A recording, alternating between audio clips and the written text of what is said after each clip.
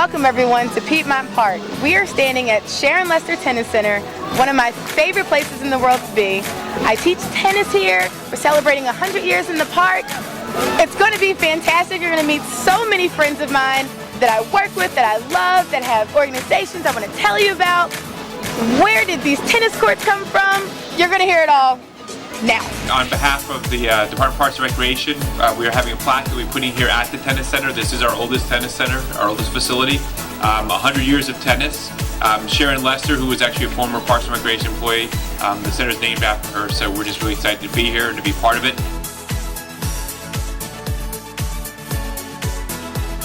This is my good friend Micah. She is a great tennis pro professionally and a tennis coach.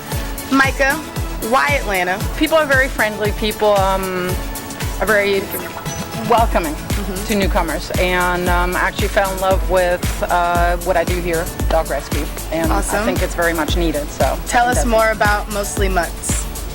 Mostly Mutts is actually based in Kennesaw, but I'm working here at the the pet supermarket. Okay. And doing adoptions every other weekend. The one right here in Midtown? Correct.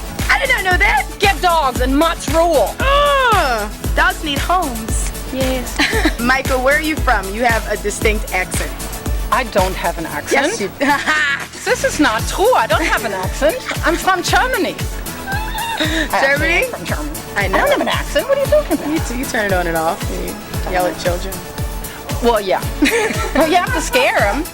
Yeah, they don't listen. It's time to go. Yeah. Run. Yeah. All day. Run! It is amazing. In the 60s, they were integrating college football.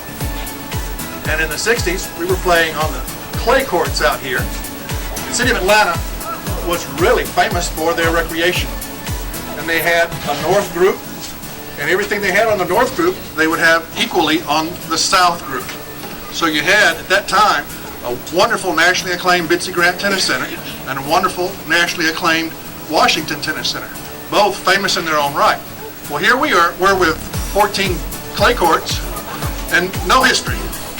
So what we did was start working with their predecessors and talking about, look, we can pave these courts and we can play on them a lot more. You see, one rain would take the lime off the clay. And it took about a month to get the lime back on. And you couldn't play without lines. So once a month was not quite enough. You know what tennis boom was like in the 60s and 70s. So what we did was start something that was very special here. And it grew and grew because of the diversity of what I see out there. All right, everyone. This is my good friend Tim Noonan. He's one of the partners for Universal Tennis Academy. Tim, why the A? Why are you in Atlanta? Atlanta is the biggest tennis city in the world. I was in St. Louis, and it's a nice tennis town, but I had an opportunity to visit Atlanta as the head coach of the team tennis, Atlanta Thunder. Nice. And when I came down here, I realized that this is, you know, if you're a stockbroker, go to Wall Street. If you're a tennis pro, come to Atlanta. Hey! So, could you explain why 100 years of tennis in Piedmont Park is so important and so very special? Just, it has to be celebrated. You know, it's something so rare, and we think, most of us think in terms of history as something's, 25 years old, it's old. But when you think of, this is a sport that's very near and dear to both of us and has given us a life, and almost all of our memories come from tennis. So to be in a place where tennis is celebrated and it's the #1 tennis city in the world, and it really is a special honor to be someplace where 100 years ago they were doing the same thing that we're doing right here on this piece of ground. Right. Really cool.